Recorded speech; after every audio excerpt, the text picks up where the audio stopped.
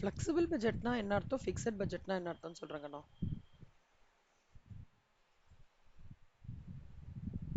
Flexible பட்ஜெட்னா என்னன்னா 8000 units produce பண்றீங்கன்னு வச்சுக்கோங்களேன். ம் 80% கெப்பாசிட்டில ஒர்க் ஆகுது அப்படின்னு வச்சுக்கோங்க. அப்பனா என்ன அர்த்தம்னா 80%க்கு 8000னா 100%க்கு எவ்வளோ? 10,000 யூனிட்ஸ். ஸோ ஒரு ஆர்கனைசேஷன்ல எப்பவுமே 100% கெப்பாசிட்டிலேயே தான் ப்ரொடக்ஷன் பண்ணுவாங்கன்னு கிடையாது கண்ணா. 80ல பண்ணுவாங்க, 70ல பண்ணுவாங்க, 60ல பண்ணுவாங்க, சம்டைம்ஸ் 100லேயே பண்ணுவாங்க. அது வேரி ஆகும். ஆனா இதுல என்ன முக்கியமான பாயிண்ட்னா 80ல கெப்பாசிட்டில நீங்க வந்து இந்த பாயிண்ட் எழுதிக்கோங்க செல்லம் நான் சொல்றத. 80% ஆஃப் டோட்டல் கெப்பாசிட்டி அப்படியே போட்டுக்கோங்க. A company operating at 80% of total capacity,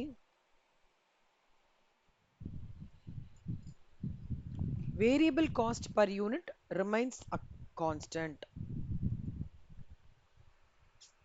அப்படின்னா என்ன அர்த்தம்னா 80% of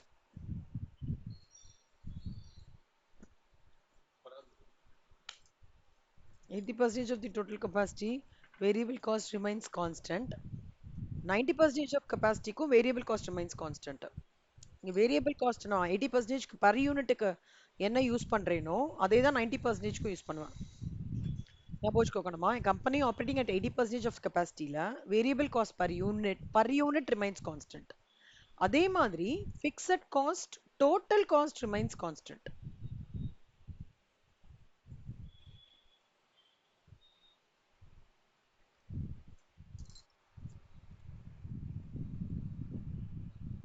Let's take an example.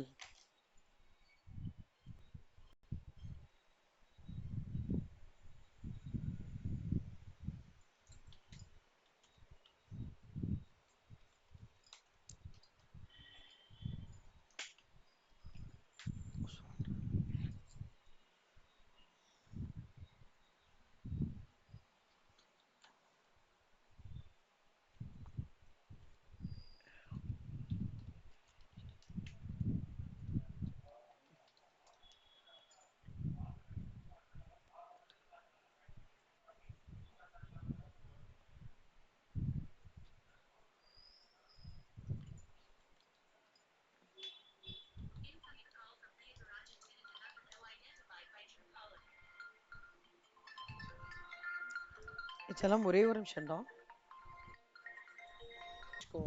Variable cost 80%க்கு பர் யூனிட் கான்ஸ்டன்டா இருக்கும். அதே மாதிரி ஃபிக்ஸட் காஸ்ட் டோட்டல் காஸ்ட் வந்து கான்ஸ்டன்டா இருக்கும்.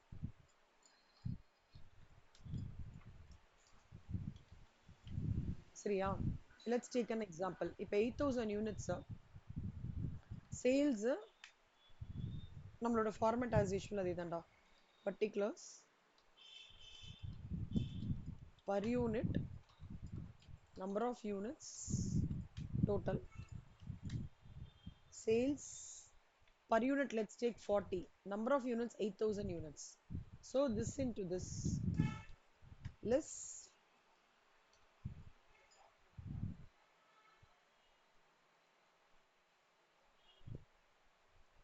இப்படி இருக்குடா. இங்க இங்க நல்லா ஞாபகம் வச்சுக்கோடா. இங்க வேரியபிள் காஸ்ட் பர் யூனிட்ன்றத நான் 20 போடுறேன்னு வச்சுக்கோங்க. இது 8000 போடுறேன்னு வச்சுக்கோங்க. this into this. இப்போ இதுவும் இப்போ 20 இருக்கு. இப்போ இதே 8000 யூனிட்ஸ் 80% கெப்பாசிட்டில ஒர்க் ஆயிட்டு இருக்கு. இதே 100% கெப்பாசிட்டில ஒர்க் பண்ண போகுதுன்னு வச்சுக்கோங்கண்ணா. Let's take the same thing. 100%னா என்ன எனக்கு? இதே ஃபார்மேட்டு இதே 40 10,000 ஓகேவா? இங்கேயும் பர் யூனிட் அதே தான் வரும். அதான் சொல்ல வரேன். ஓகேவா? அப்போ இங்க 8000 into 10. ஸோ 1,60,000. புரியுதா? இது பேர் தான் என்ன சொல்லுவாங்கன்னா variable cost and fixed cost compositions சொல்லுவாங்க. ஆனா ஃபிக்ஸட் காஸ்ட் பார்த்தேன்னா டோட்டல் காஸ்ட் ஒரே மாதிரி இருக்கும்டா. இப்போ 40,000 நான் 80% கெப்பாசிட்டில பண்றேன்னா 100%ல எனக்கு 40,000 தான் இருக்கும். மாறாது.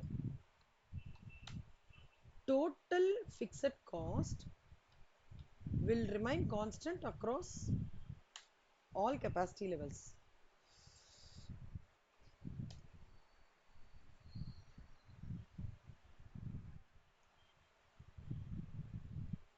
ஸோ இங்க பார்த்தேன்னா சொல்லுமா,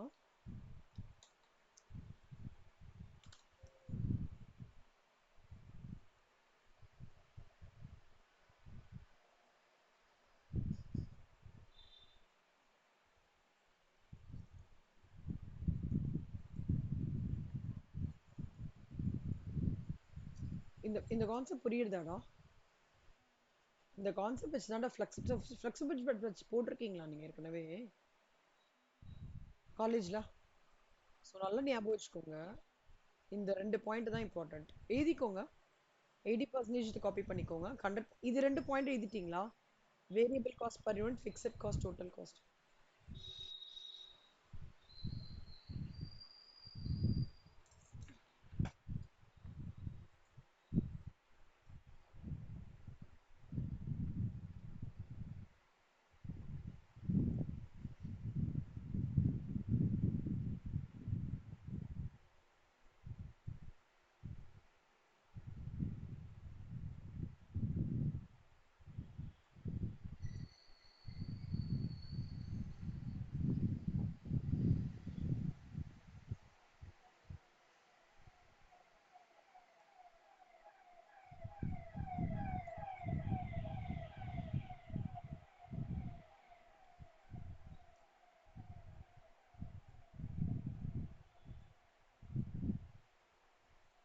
இது 2 புரிஞ்சுதா? இந்த கான்செப்ட் பேஸ் பண்ணி தான் சம் போட போறோம்டா.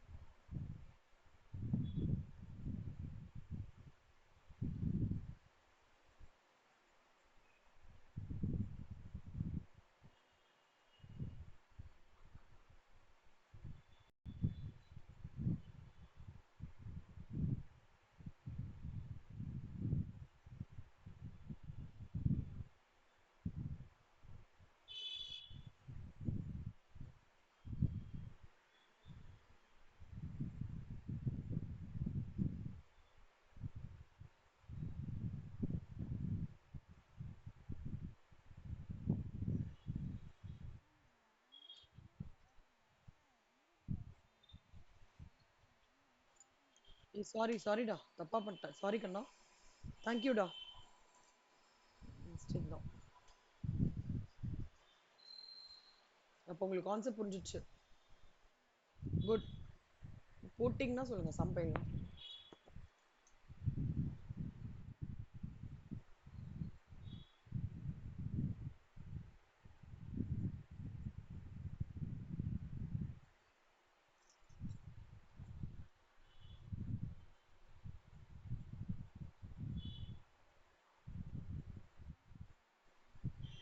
போட்டியாடா? சம் போயிடலாமா? ஓகே. இதுதான் ஃப்ளெக்சிபிள் பட்ஜெட்டோட கான்செப்ட்.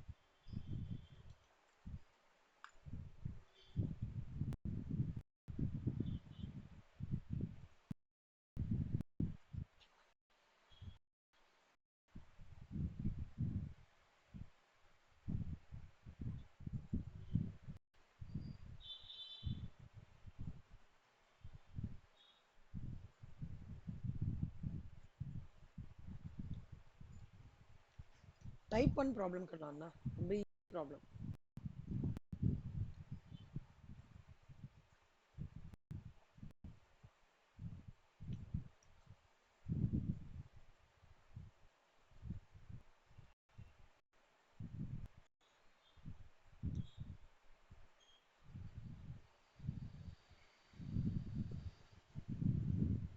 70 கொடுத்துருக்கான், 80 கொடுத்துருக்கான், 90 ஓடது கொடுத்துருக்காங்க நம்ம. 45 ஓடது என்னன்னு கேட்குறான். சரியா? இதே மாதிரி format particulars per unit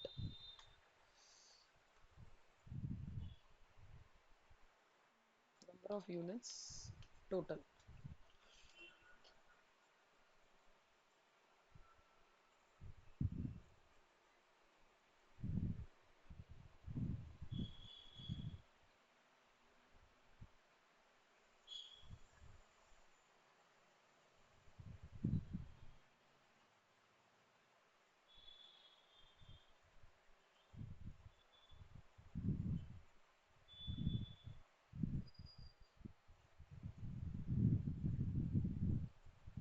Turnover, sales. ஆனா இங்க எல்லாமே லெவல் ஆஃப் ஆக்டிவிட்டிடா. சரியா? 70%, 80, 90 அந்த மாதிரி கொடுத்துருக்காங்க.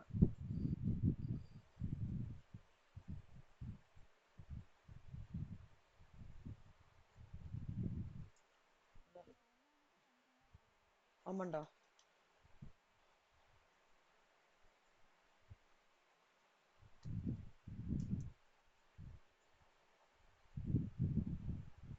டைரக்ட் மெட்டீரியல், டைரக்ட் லேபர் எப்பவுமே வேரியபிள் காஸ்ட் கண்ணா. ப்ரொடக்ஷன் ஓவர்ஹெட்ஸ், அட்மினிஸ்ட்ரேட்டிவ் ஓவர்ஹெட்ஸ் வந்து கொஞ்சம் வேரியபிள் இருக்கும், கொஞ்சம் ஃபிக்ஸ் இருக்கும். ஓகேவா? பாருக்கண்ணா,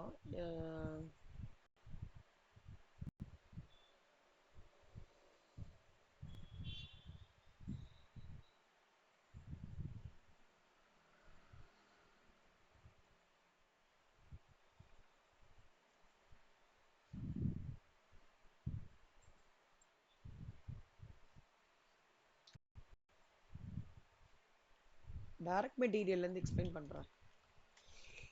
70%க்கு டைரக்ட் மெட்டீரியல் 17,780னா 100%க்கு எவ்வளோ? 45%க்கு எவ்வளோ? 17,780 into 45 divided by 70. 11,030. அதான்டா இது. ஓகேவா?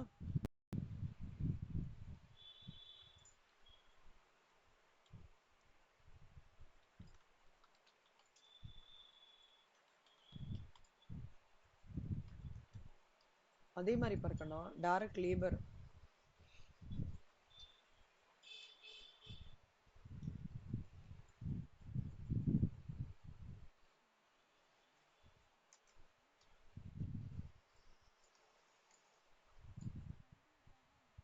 அவ்வளோதான்டா.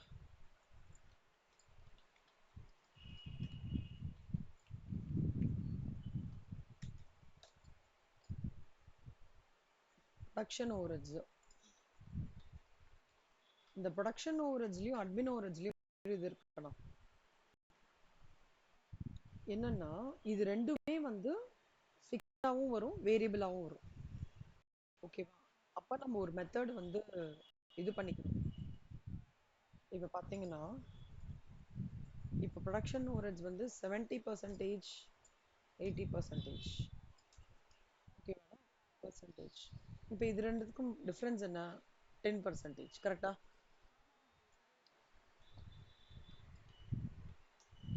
இதோட காஸ்ட் 70% ப்ரொடக்ஷனோடது என்ன? 3500, 32,000. இது ரெண்டுத்தோட டிஃபரன்ஸ் என்ன? 1500.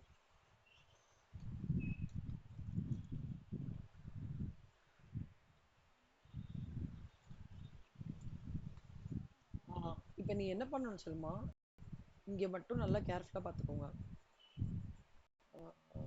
1500 divided by 0.1. 15,000 தான் வந்து இதோட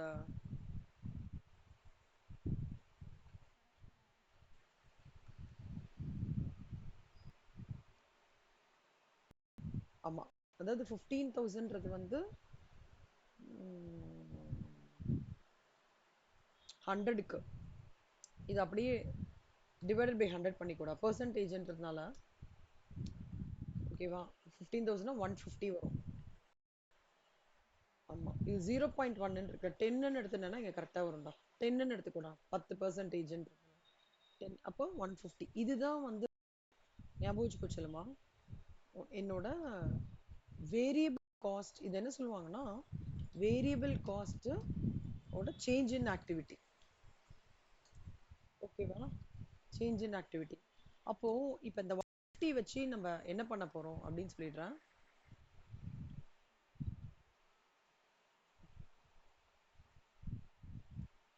இப்போ நம்ம தேவைப்படுறது என்ன 45%க்கு தானே கரெக்டா அப்போ variable cost proportion of production overhead எவ்வளோன்னா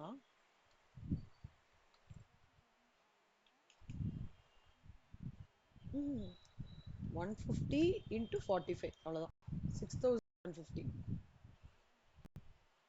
இதில் ஃபிக்ஸட் எவ்வளோன்னா ப்ரொடக்ஷன் ஓவர்ஹெட்ஸோட ஃபுல் அமௌண்ட் எவ்வளோ 30,500 அதுலேருந்து 6,150 பண்ணா இதான் வந்து ஃபிக்ஸட் ஒரே நிமிஷம் தான் ஒரு நிமிஷம்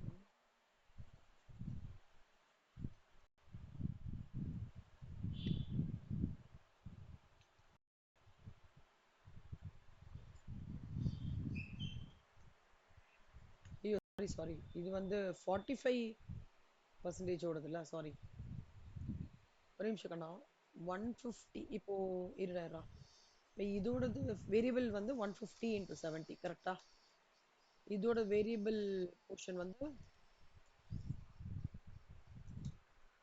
180 இன்ட்டு 150 கரெக்டா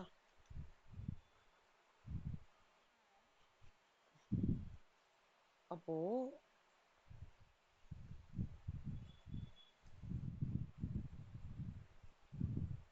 இப்போ இதோட டோட்டல் ப்ரொடக்ஷன் ஓவரேஜ் வந்து 30,500 32,000 இப்படி தானே வருது அப்போ நீ பாரு சொல்லுமா 10,500னா இப்போ அதோட ஃபிக்ஸட் காஸ்ட் எவ்வளோ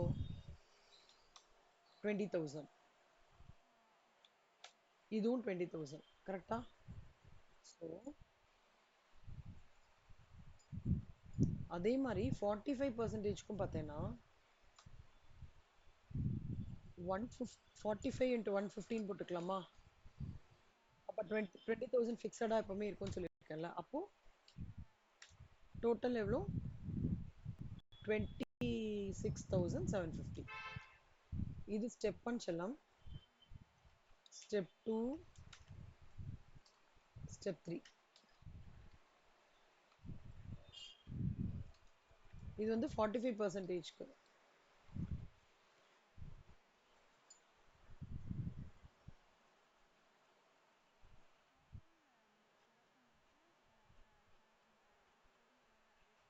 ம்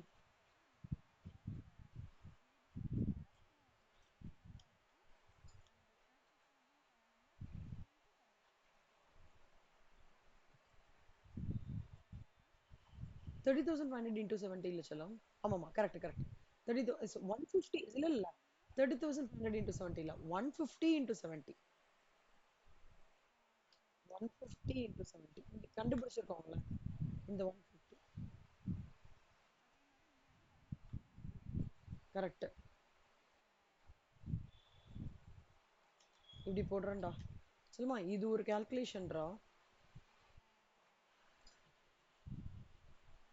இதுதான் வந்து வேரியபிள் காஸ்டோட கால்குலேஷனா இது டோட்டல் ஓடுது இது ஒவ்வொன்றத்தோடது வேரியபிள் காஸ்ட் ஆஃப் இது 70 ஓடுது இதெல்லாம் ரிமைனிங் இதுன்னு சொல்றாங்க அந்த ரிமைனிங் 20 தான் அடுத்த எனி கெப்பாசிட்டி ஃபிக்ஸட் காஸ்ட் ஒரே மாதிரி பண்ணுறால 20 இன்கார்பரேட் பண்ணிட்டு 150 இன்டூ 45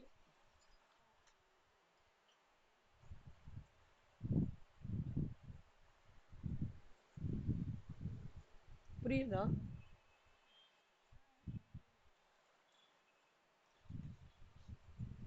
சொல்லுமா இதே மாதிரி அட்மினிஸ்ட்ரேட்டிவ் ஓவர் நீ போட்டு பார்க்கலாம்.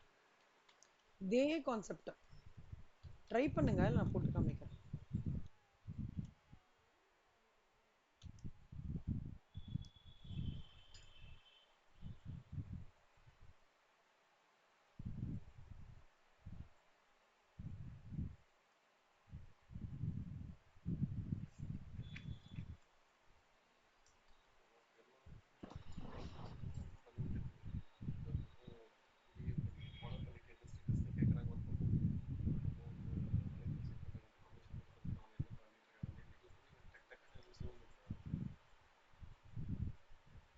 ப்ரொமோஷன்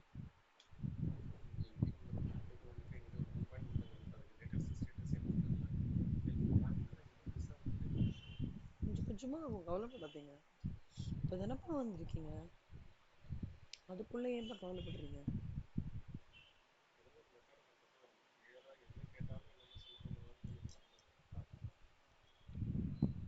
நீங்க அந்த மாதிரி பெஞ்ச் மார்க் ஃபிக்ஸ் பண்ணாதீங்க. நீ இப்போ டிலே தான் ஆனா என்ன ப்ராப்ளம்? இப்பதான் வந்திருக்கீங்க இந்த ரிஸ்க்கு, ஏன் உடனே டகடகடான்றீங்க? அட்மினிஸ்ட்ரேஷன் ஓவரேஜ் வந்து 17,000.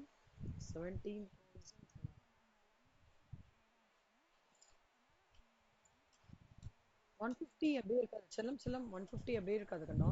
நீ அமௌண்ட் மாறுது இல்ல அட்மினிஸ்ட்ரேஷன் ஓவரேஜ்க்கு.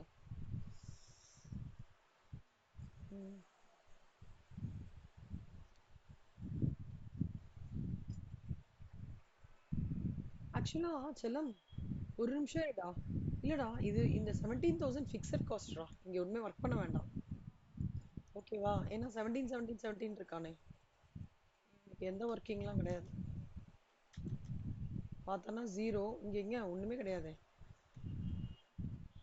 ஸோ அதனால ஜீரோ தான். வேரியபிள் காஸ்ட் காம்பனண்ட்டே எதுவுமே கிடையாது அர்த்தமா அப்படின்னு அர்த்தம். வேரியபிள் காஸ்ட், வேரியபிள் காஸ்ட்டே கிடையாது. உங்களுக்கு ரொம்ப ஈஸி ஆயிடுச்சு. ஸோ எல்லாமே எல்லாமே உங்களுக்கு வந்து ஃபிக்ஸட் காஸ்ட் தான் கண்ணா. அவ்வளோதான். ஓகே புரிஞ்சுதா? இங்கே அதனால தான் அப்படி இதான். So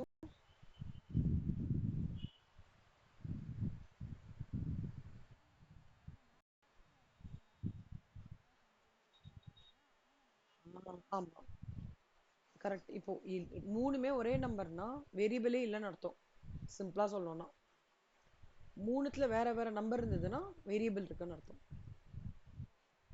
direct material direct labour எப்பவுமே வேரியபிள் தான்டா சொல்லுமா, அதுல நோ டவுட். இந்த ஓவரேஜ்ல தான் வந்து ஒரு போர்ஷன் வேரியபிளா இருக்கும், ஒரு போர்ஷன் ஃபிக்ஸடா இருக்கும். ஓகே, இப்போ illustration 36.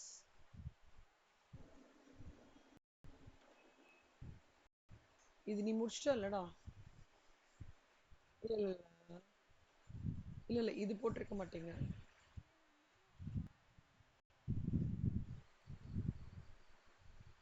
இல்லடா, இது என்னோட ஓல்டு இது போல இருக்கு. ஒரு நிமிஷம்.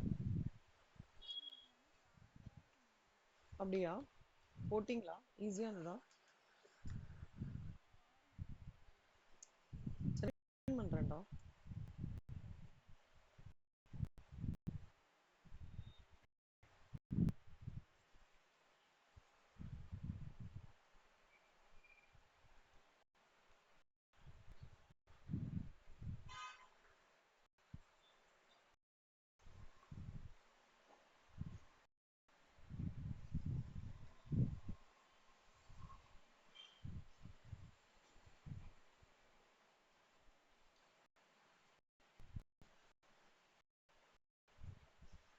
ஒரு ஒரே ஒரு ஃபார்முலா சின்ன நோட்ல எழுதிக்கோங்க சிவானி. செமி வேரியபிள் எழுதிக்கோங்க சொல்லுங்க. Is equal to change in total cost divide by change in output.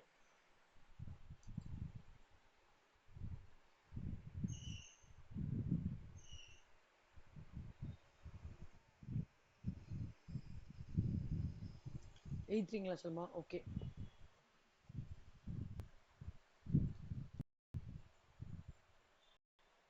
இப்போ நான் பண்ணோமோ அதே மாதிரிடா அது.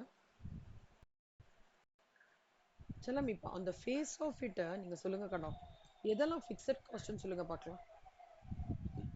Just on the face of it, face of the some.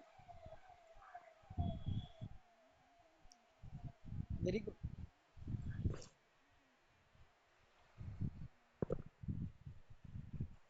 அவ்வளவுதான். Very good. வேஜஸ் என்ன cost?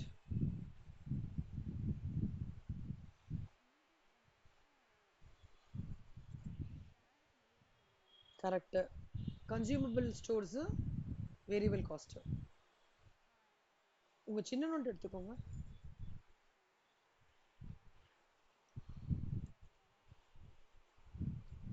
Wages consumable stores variable.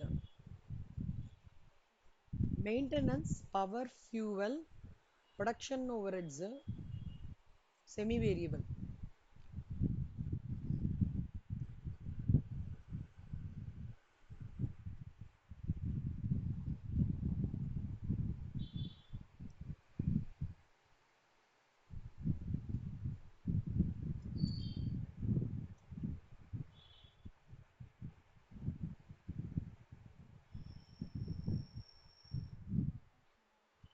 அடுத்தது depreciation insurance fixed.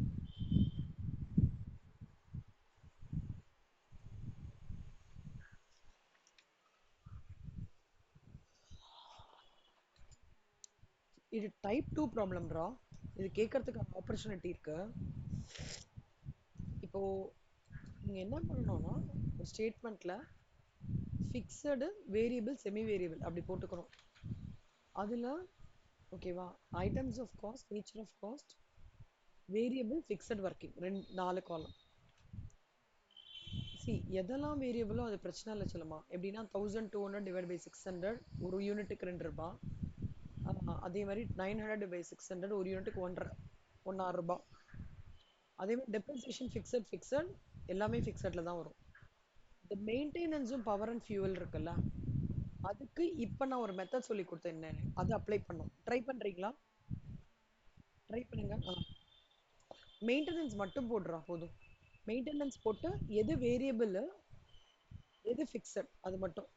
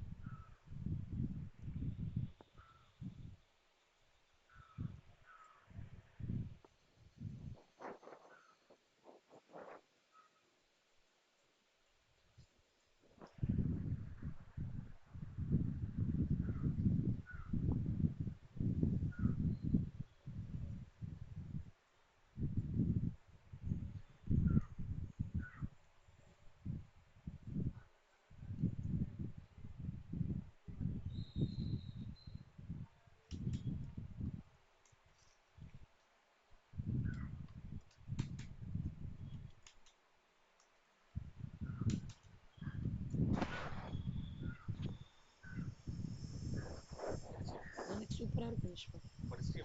இல்ல நான் படிக்கலாம், எனக்கு சூப்பரா இருக்கு. நான் படிக்கவே வேணாம் விஷ்வா.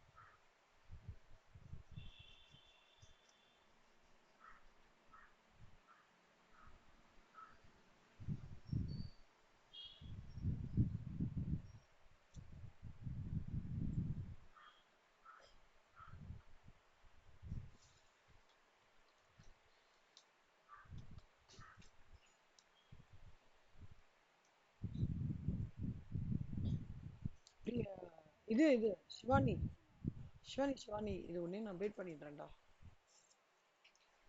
600. இந்த யூனிட்ஸ் கொடுத்துருந்தனா யூனிட்ஸ் ப்ரையாரிட்டைஸ் பண்ணிக்கோ செல்லம். 400 யூனிட்ஸ் கவனிக்கவே இல்லடா. யூனிட்ஸ் இருந்தா யூனிட்ஸே பார்த்துக்கோடா.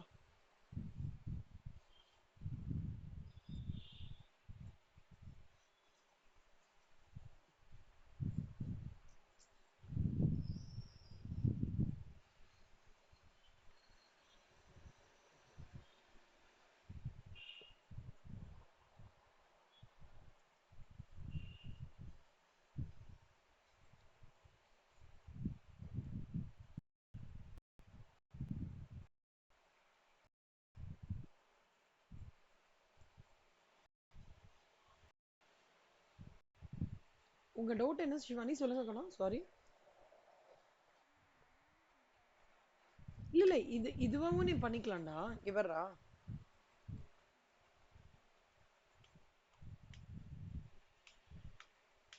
பர்சன்டேஜ் வச்சு போட்டிருக்கீங்களா, அது குழப்புதா? இப்ப 400 டிவைட் பை 40 போட்டீங்களா? 10 வந்துட்டா? ஓகே. அப்போ 60 into 10 600. அதே தான் பண்ணும், அதே தான். 150 into 70 இது வருது.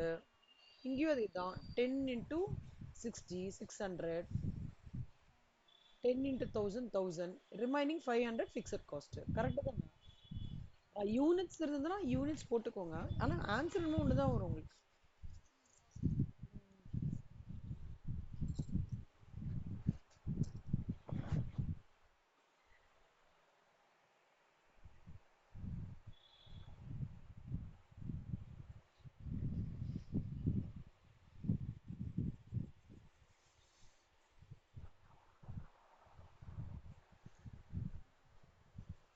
என்னடா வந்தது? வேரியபிள் காஸ்ட் என்ன, ஃபிக்ஸட் காஸ்ட் என்ன?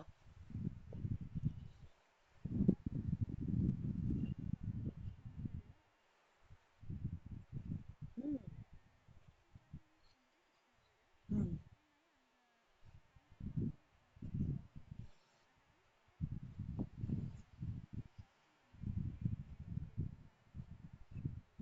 ம், ம். அப்போ டோட்டல் காஸ்ட் என்ன, மெயின்டெனன்ஸ் காஸ்ட்?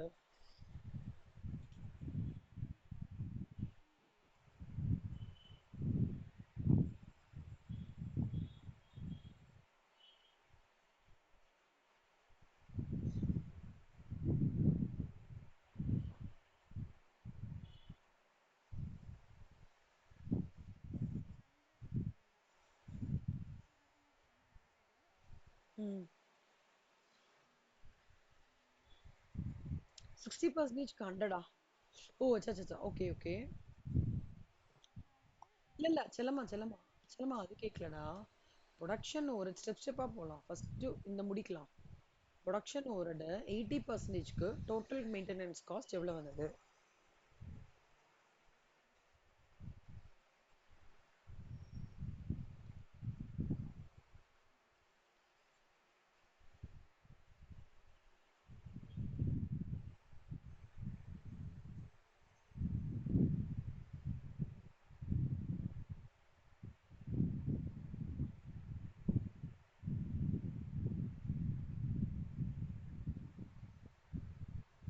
உங்களுக்கு என்ன வந்தது? எக்ஸ்பிளைன் பண்ணவா? சொல்லு. எது வரைக்கும் போட்டிருக்கீங்க? அமுச்சு விடுங்க.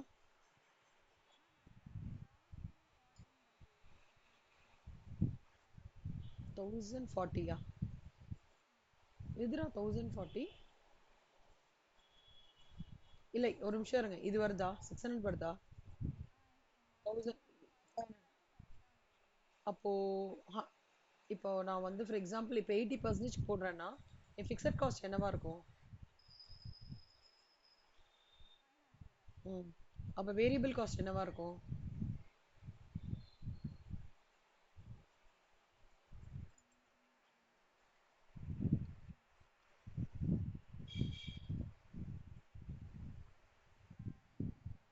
அப்போ டோட்டல் காஸ்ட் என்ன?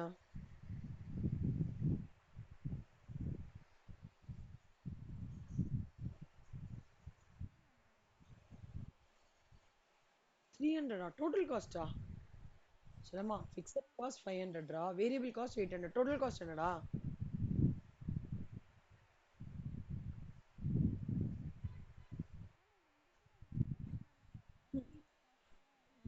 அழுவேன் சிவானி.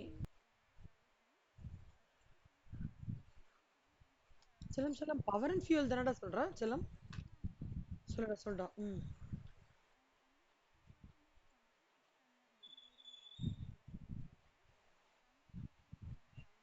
ம்.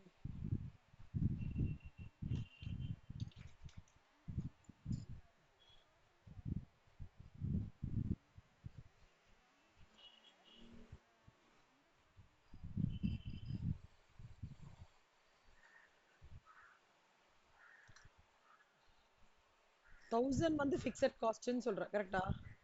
Power 1000 fixed cost. எஸ். இதுக்கு என்ன சொல்லணும்? 1800 வந்ததா 80%க்கு?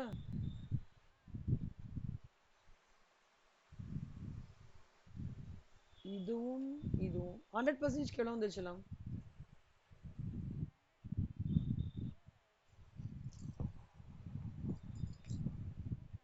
வெரி குட், அவ்வளவுதான். நீ போட்டுருவடா இனிமே. You will rock. illustration 37.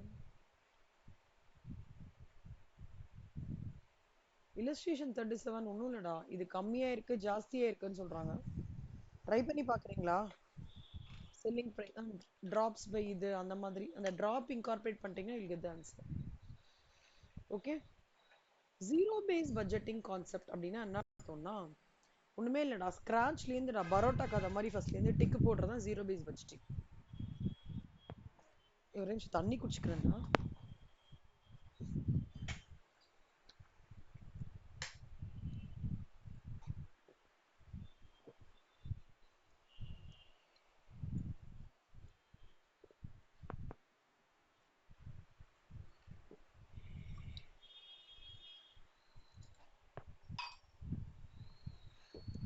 Shivani, வாயில வந்து இஞ்சி மட்டும் வச்சிருக்கேன்டா சிவானி. அது மட்டும் கொஞ்சம் ஒரு மாதிரி பேசும்போது டிஸ்டர்பன்ஸா இருக்கும். போயிட்டு வாடா போ.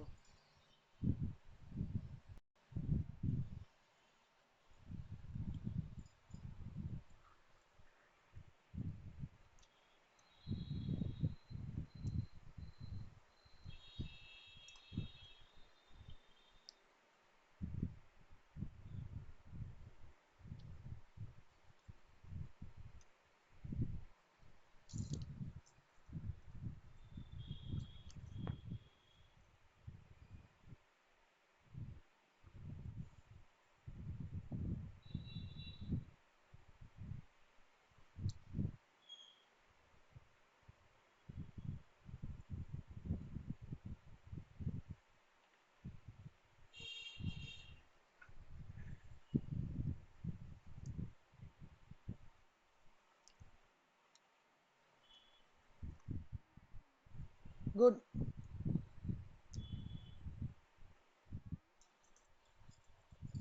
ஸ்டார்ட் பண்ணலாமாடா? இல்லடா, வாயில இஞ்சி வச்சிருக்கேன் கண்ணா. ஸோ அதனால ஏதாவது நான் பேசும்போது உங்களுக்கு கிளியரா இருக்குமான்னு தெரியல. நான் சொல்லிடுறேன் அதுக்காக தான். ஜீரோ பேஸ் பட்ஜெட்டிங் கான்செப்ட் எப்படின்னா, பரோட்டாக்கு அதை ஃபர்ஸ்ட் டைம் டிக் போடுற மாதிரி கண்ணா. ஏற்கனவே ஒரு பட்ஜெட்டிங் அப்ரோச் ஃபாலோ பண்ணிட்டு இருப்பாங்க. இப்போ திடீர்னு கொரோனா மாதிரி வந்ததுக்கு அப்புறம் every organisation started doing zero base budgeting. Because the way they have to, see the numbers in the subsequent month, அதோட அப்ரோச்சே டிஃப்ரெண்டாக மாறும்.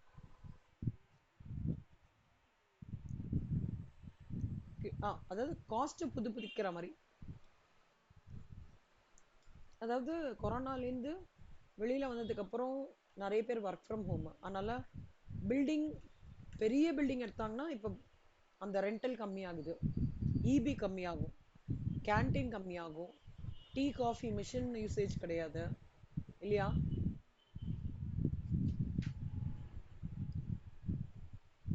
ஆஃபீஸ் எக்ஸ்பெண்டிச்சர், ஹெட்செட் கொடுக்கறது, monitor maintenance, system maintenance, wiring maintenance, building cleaning, இந்த இந்த காஸ்ட்லாம் கம்மியாக இருக்கு ஆக்சுவலாக. இப்போ திருப்பி எல்லாரையும் இந்த வருஷத்துலேருந்து வர சொல்லியிருக்காங்க. பட் 21லேருந்து 25 மிட் வரைக்கும் ரொம்ப பாட்டா 2 நாளைக்கு, வாரத்துக்கு 2 நாளைக்கு வந்தால் போதும், 3 நாளைக்கு வந்தால் போதும். அப்போ ஏன் உங்களுக்கு காஸ்ட் கம்மி ஆகுதுல்ல? இல்லை நான் கொரோனாக்கு முன்னாடி மாதிரியே இருந்தேன்னா அது ரியலிஸ்டிக் நம்பர்ஸாக இருக்காது. கரெக்டாகண்ணா. இப்போ எப்போ ஒரு டிராஸ்டிக் ரீஸ்ட்ரக்சரிங் கம்பெனியில நடக்கிறதோ அப்போ the company will go for zero based budgeting approach, wherein each line item of cost will be revisited again from the scratch to understand whether it is really required for that year, or whether are we going to really, incur cost for the subsequent year. Is the contract still more alive? Is this lease agreement still more alive? Am I really interacting with the supplier? Am I really purchasing the materials with the supplier? How am I with the data? Am I having the same list of customers, or there is a change in some cleaning contracts, a change in the no dealers, or change in the tenders? So much of things are involved. Whenever some restructuring or complete no merger happens of an organization, then so many things will change, resulting which the company ought to go for a zero based budgeting approach. ஃபர்ஸ்ட்லேருந்து ஸ்க்ராட்ச்லேருந்து எடுத்துன்னு எல்லாமே ஏபிசிலேருந்து start ஆகும்.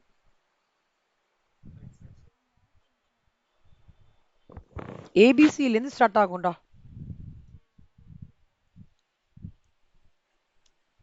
Resource அலோகேஷன்லேருந்து, raw material வாங்குற இடத்துலேருந்து, labour recruit பண்ணுற மெத்தட்லேருந்து, ஃபெசிலிட்டியோட cost ரீஅசஸ்மெண்ட்லேருந்து எல்லாமே மாறும். இந்த இந்த மாதிரி ஒரு பட்ஜெட்டர் தான் என்ன சொல்லுவாங்கன்னா ஜீரோ பேஸ் பட்ஜெட்டிங் சொல்லுவாங்க. அப்ளிகேஷன் ஜீரோ பேஸ் பட்ஜெட்டிங் என்ன? சலம் இந்த இந்த பேரா படியேன்டா, எக்ஸ்பிளைன் பண்றேன்.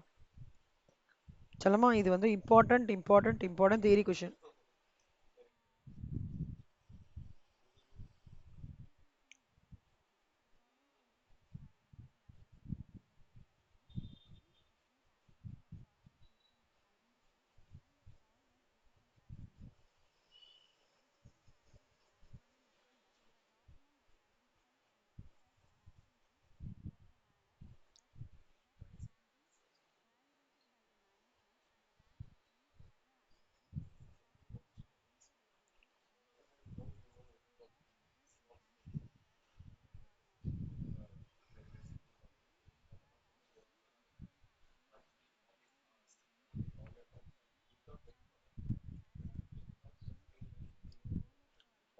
R not.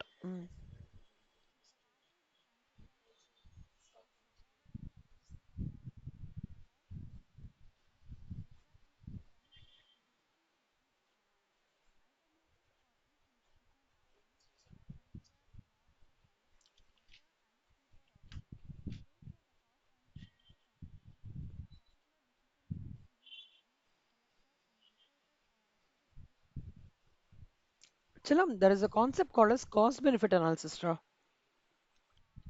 நான் போடுற பைசாக்கு எனக்கு பெனிஃபிட் வருதா அதை விட ஜாஸ்தியா? நான் இப்போ ஒரு லேப்டாப் வாங்குறேன். இந்த லேப்டாப் வாங்குறது மூலமா anything you can do a cost benefit analysis. For an organization, any laptop I'm getting or any printer I'm getting, anything I'm getting, I will have to do a cost benefit analysis. இது வாங்குறதுனால எனக்கு என்ன லாபம்? இது வாங்குறதுனால நான் என்ன லாபம் இது பண்ண போறேன்? ரிட்டர்ன்ஸ் எனக்கு எவ்வளவு வரப்போகுது? வரப்போறதா இல்லையா? இல்ல இத வந்து நான் ஒரு நாலேஜ்க்காக நான் வாங்கியிருக்கேனா? இந்த மாரி விஷயங்கள் எல்லாம் கண்டிப்பா யோசிக்கணும். நான் இன்னைக்கு மொபைல் வாங்கியிருக்கேன்னா, இந்த மொபைல் மூலமா எனக்கு என்ன லாபம்? மானிட்டரியா என்ன லாபம்? அந்த மாரி ஒரு விஷயத்த பத்தி பேசுறதும் ஜீரோ பேஸ் பட்ஜெட்டிங்கோட முக்கியமான ஸ்டெப். இதுல என்ன நடக்கும்னா, ஒவ்வொரு சின்ன சின்ன ஆக்டிவிட்டி ஆஃப் தி ஆர்கனைசேஷனையும் ஐடென்டிஃபை பண்ணி, அது ஒரு பேக்கேஜா கன்வெர்ட் பண்ணுவாங்க. அந்த பேக்கேஜ் வந்து என்னன்னா, அனாலிசிஸ் மட்டும் கிடையாது. ஒரு டாக்குமெண்ட் மாரி, ஒரு activity is it related to next year R not அந்த மாரி பண்ணி ரேங்கிங் பண்ணணும். ரேங்கிங் பண்ணிட்டு இது தேவையான ஆக்டிவிட்டியா இல்லையா? வேல்யூட் ஆக்டிவிட்டியா அத மார்க்கிங் பண்ணுவாங்க. அத மார்க்கிங் பண்ணதுக்கப்புறம் நான் வேலிட் ஆக்டிவிட்டீஸ்லாம் எல்லாத்தையும் எடுத்து தூக்கிருவாங்க. வேல்யூ ஆடட் ஆக்டிவிட்டீஸ் மட்டும் பண்ணி is it really consistent with goal of the organisation அப்படின்னு சொல்லுவாங்க. இப்போ பேக்கேஜ் வந்து is consistent with overall objectives of the ஆர்கனைசேஷன்னா the cost of minimum efforts required to sustain decision should be determined. ஓகேவா? அப்புறம் alternatives for a decision package are considered. ஒவ்வொரு package decision பேக்கேஜ்க்கும் alternative consider பண்ணுவாங்க. இப்போ இந்த cost benefit analysis மூலமா ஒரு டிசிஷன் பேக்கேஜ் செலக்ட் ஆகி ரிசோர்ஸஸும் அந்த செலக்டட் பேக்கேஜ்க்கு அலோகேட் பண்ணும். புரியுதா? இப்போ இதுல முக்கியமான கீவேர்ட்ஸ் சொல்லிட்டு சொல்லலாம். Cost and benefit analysis number 1. Decision பேக்கேஜ்ன்றது அண்டர்லைன் பண்ணிக்கோங்க செல்லம். ரேங்கிங் அண்டர்லைன் பண்ணிக்கோங்க.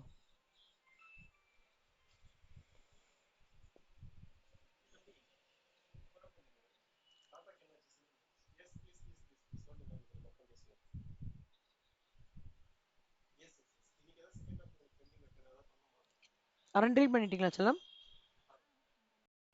இப்போ பெனிஃபிட்ஸ் ஃப்ரம் இசட்பிபி வந்து ஃபர்ஸ்ட் பீட்டர் இன்ட்ரடியூஸ் பண்றார். பீட்டர்னு ஒருத்தர் இன்ட்ரடியூஸ் பண்ணாங்க.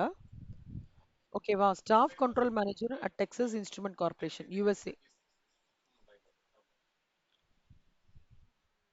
இவங்க வந்து இந்த டெக்னிக்கல் டெவலப் பண்ணி முதல்ல 1969 70ல டெக்சஸ்ல வந்து இம்ப்ளிமெண்ட் பண்ணாங்க. ஓகேவாடா? அதுக்கப்புறம் என்னாச்சு, ஹார்வர்ட் பிசினஸ் ரிவ்யூல ஒரு ஆர்டிக்கல் எழுதினார்.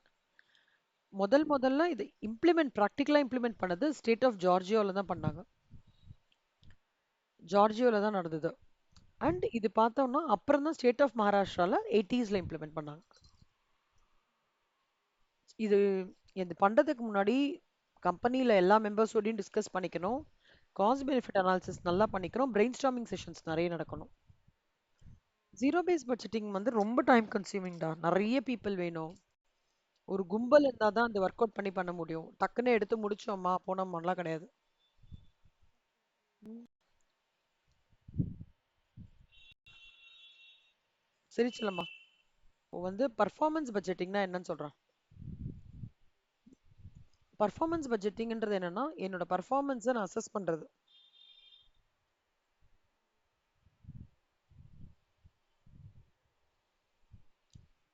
எப்படி எப்படி பர்ஃபார்மன்ஸ் அசஸ் பண்ணுவீங்க அப்படின்னு பார்த்தோம்னா, இது வந்து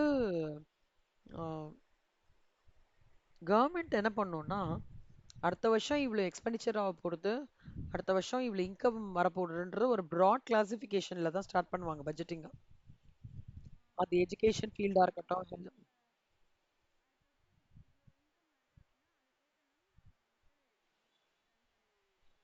ஆமா. எல்லா டிவிஷன்லயும் பண்ணுவாங்கடா. Education, health, irrigation, social welfare, hospitals, revenue department எல்லாத்துலயுமே பண்ணிப்பாங்க. குட்டி குட்டி குட்டி ஆக்டிவிட்டியா பிரிச்சிருவாங்க. ப்ராஜெக்ட்னு சொல்லுவாங்கடா அதுக்கு பேரு. ப்ராஜெக்ட்னு சொல்லிட்டு ஒவ்வொரு ப்ராஜெக்ட்டுக்கும் ஒரு அப்ஜெக்டிவ் கொடுத்துருவாங்க. ஒரு அப்ஜெக்டிவ்க்கும் ஒரு மெத்தட் கொடுத்துருவாங்க. இதை நீ இப்படிதான் பண்ணணும், இப்படிதான் பண்ணணும்ட்டு. இவங்க எல்லாம் முடிச்சு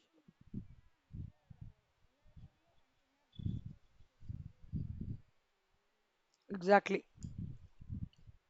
கடைசியா நம்மளுக்கு அதை என்ன பண்ணுவாங்க, இன்டர்னல்ஸ்ல ஆட் பண்ணுவாங்களா, அதே மாதிரி இவங்களையும் இன்டர்னல்ஸ்ல ஆட் பண்ணிடுவாங்க. போனஸ் ரேட்டிங்க்கு இன்க்ளூட் பண்ணிடுவாங்க. டார்கெட் வந்துருச்சா இல்லையான்னு பார்ப்பாங்க. அதான்டா பெர்ஃபார்மன்ஸ் பட்ஜெட்டிங். The budgets வந்து they are initially compiled by various agencies, government department, public undertakings இதெல்லாம். ஓகேவா? அது ஒண்ணு. ஸோ ஹையர் அத்தாரிட்டிஸ் வந்து இதை ஃபண்ட்ஸ் டிசைட் பண்ணதுக்கு அப்புறம் என்ன பண்ணுவாங்கன்னா சம்டைம்ஸ் வந்து நீங்க இதெல்லாம் பண்ணுங்க, உங்களுக்கு நான் இவ்வளோ அமௌண்ட் சாங்ஷன் பண்றேன், இந்த பேசிக் அமௌண்ட் வச்சு ஒர்க் ஸ்டார்ட் பண்ணுவாங்கன்னா அவங்க ஸ்டார்ட் பண்ணிடுவாங்க. பைசா வர வர வர வர கவர்மெண்ட் டிபார்ட்மெண்ட்ல இப்போ ஒரு ஒன்றும் இல்லடா, எய்ம்ஸ் ஹாஸ்பிட்டல் மதுரையில ஸ்டார்ட் பண்ண போறேன்றாங்க.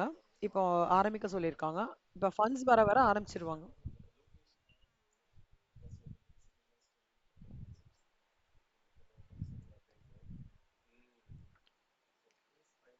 பர்ஃபார்மன்ஸ் பட்ஜெட் ப்ரோசஸ் லாஸ்ட் என்னன்னா ரிப்போர்ட் சப்மிட் பண்ணணும் சொல்லமா.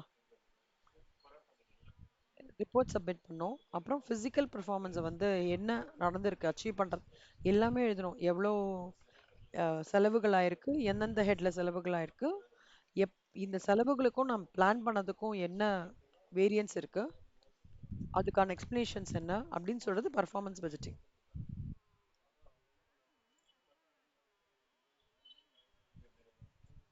எக்ஸாக்ட்லி. அதான் சொல்லுமா பர்ஃபார்மன்ஸ் பட்ஜெட்டிங். இல்லஸ்ட்ரேஷன் 38 நீங்க போட்டிருக்கீங்கல்ல சிலம். ரா பட்ஜெட் இது முடிச்சிட்டீங்களா? 30 முடிச்சிருப்பீங்க.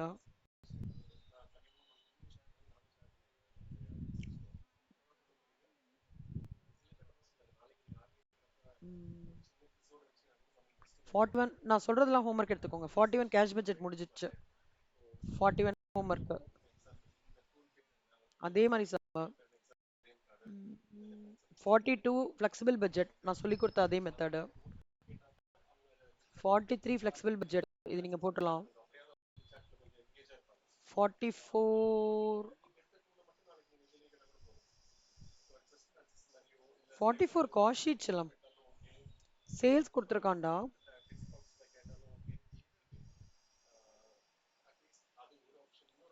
1,50,000 சேல்ஸ் கொடுத்துருக்கான். ரா மெட்டீரியல் வேஜஸ் எல்லாமே கொடுத்துருக்கான். காஸ்ட் ஷீட் மாதிரிடா, அதோட இன்க்ரீஸ் பண்ண சொல்றான். சேல்ஸ் லெஸ் காஸ்ட் ப்ராஃபிட் பேசிக் இது முடிச்சிருங்க.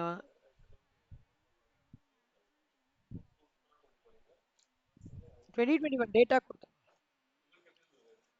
அதாவது இப்போ ஃபார் எக்ஸாம்பிள் இப்போ ரா மெட்டீரியல் 53,000 இருக்குடா.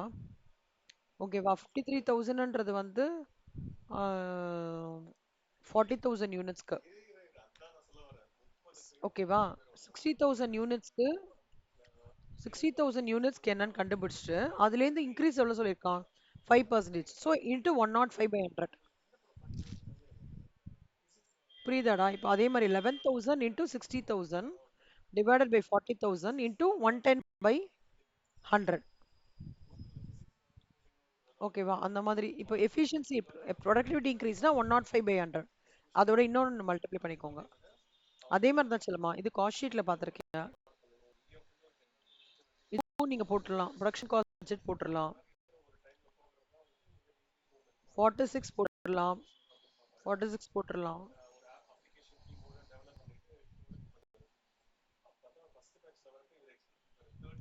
47 போட்டுடலாம் சொல்லுமா. அதாவது இது என்னன்னு சொல்லிடுறேன். இல்ல ஒண்ணு பண்ணுங்க, 47 ஹோல்ட் பண்ணிக்கோங்க. 48 போட்டிருப்பீங்க. 49 நீங்க போட்டுடலாம். ப்ரொடக்ஷன் பட்ஜெட் 50 போட்டுடலாம். ரா மெட்டீரியல் 52 நீங்க போடலாம். ப்ரொடக்ஷன் பட்ஜெட் 53 நான் சொல்லித்தரேன். ஏற்கனவே முன்னாடி இருக்க சம்ம 54 இது ஆல்ரெடி போட்டோம். செல்லிங் ஓவர்ஹெட்ஸ் பட்ஜெட் போட்டுறோம். இதே மாதிரி சம் முன்னாடி போட்டிருக்கோம். Including agent sales. So homework 55 budget homework அதே மாதிரி சம்ட்ரா. அதே மாதிரி தான், மாறாது. 56 அதே மாதிரி சமைச்சிடலாம். சரியா? Flexible budget 57 flexible budget போட்டுருவீங்க.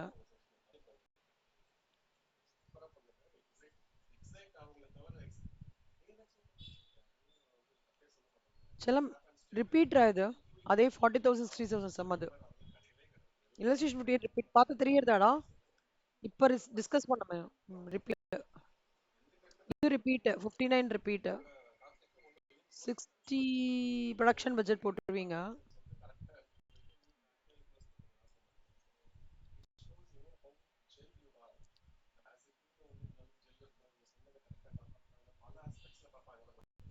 61 57 37 நாளைக்கு போட்டுறேன் 1 வீக் டைம் எடுத்துக்கோ செல்லம்மா நான் அடுத்த வாரம் லீவ்ல போறேன்ல 3 நாள் அட்ட ஸ்டிச் உட்காந்து முடிச்சிருங்க நான் சொன்னேன்ல செல்லம்மா 20 உங்ககிட்ட சொல்லியோ 20லேருந்து 23 வரைக்கும் லீவுடா நான் father in law first year rituals செல்லம் நான் அதுக்கு வந்து இந்த வாரம் உங்களுக்கு ஹெவி ஹோம்ஒர்க் கொடுத்துட்டு தான் போவேன் ஹோம்ஒர்க்கு டெஸ்ட் அசைன்மெண்ட் எல்லாம் கொடுத்துட்டு தான் போவேன் so I will not let you free so December 17th you will be busy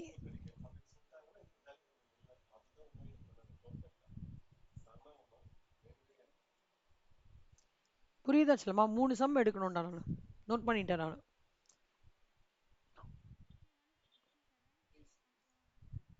first sum solve இல்ல first sum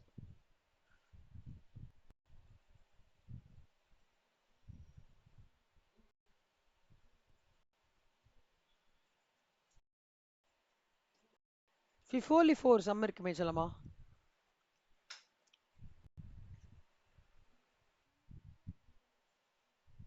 first sum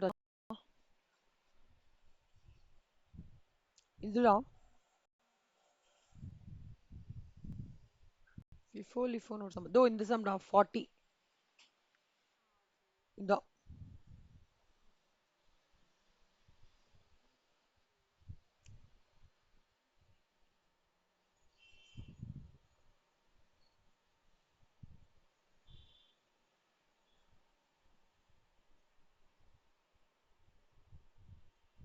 okay செல்லம்